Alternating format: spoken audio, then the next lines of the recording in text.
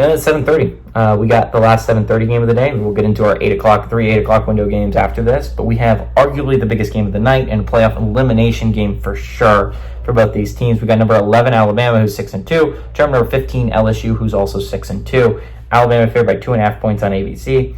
Jalen Milrose gone 137-203, thrown for 1,937 yards, 13 touchdowns, 6 interceptions.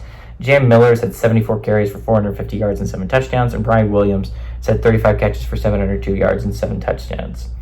Garrett Nussmeier has gone 208 of 333, thrown for 2,627 yards, 20 touchdowns, 9 interceptions. Caden Durham has had 73 carries for 397 yards and 6 touchdowns, and Kyron Lacey's had 41 catches for 618 yards and 6 touchdowns. Alabama's 56-27 against LSU all time. Last game did go to Bama in 2023. Bama has won 11 of the last 13, and Brian Kelly is 1-1 against Alabama. Now, to be fair, 1-0 at home against Alabama. It is hard to win in Death Valley. It is. Bama shouldn't be ranked 11th. Maybe I'm the only one that has this crazy stance. Bama shouldn't be 11.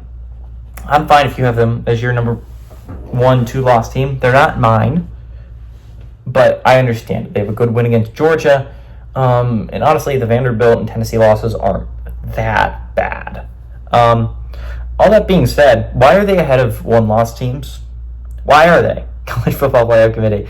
They should not be ahead of SMU. Shouldn't be ahead of Boise State. Shouldn't be ahead of Iowa State. Shouldn't be ahead of Pitt. Those are 4 teams I can name off the top of my head that should be higher than Alabama, and they're not.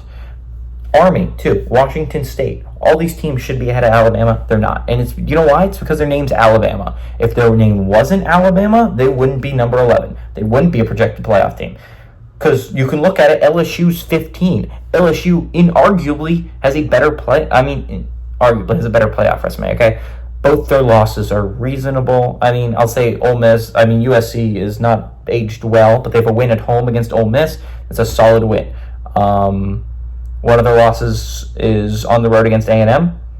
That's a reasonable game to lose, right? LSU's looked good, too. They passed the eye test. I can't say that about Alabama. Both these teams have struggled against South Carolina. Difference is LSU struggled on the road against South Carolina. Alabama struggled at home. And ever since that Vanderbilt game, they've looked bad. Their only team they've blown out is Missouri without their starting quarterback at home. You should win that game. You should win that game by a lot. That's not impressive. It's not an impressive win. Georgia win is so carrying their schedule right now, and I can't wait to see them be humbled. This is not a good football team. This isn't a top 12 football team in the nation. I don't know if this is a top 20 football team in the nation. Alabama is not good. I actually have respect for LSU. I think they're a decent football team. Now, I do think Florida's going to beat them when they come in here in a week. But I think LSU is a solid football team that if they finish 10-2, they should at least be getting some talks for the playoffs, right? I don't think they should be getting talks. Again, I'm still upset they're ahead of teams like Iowa State and Pitt and Army and Washington State at the bottom of the top 25.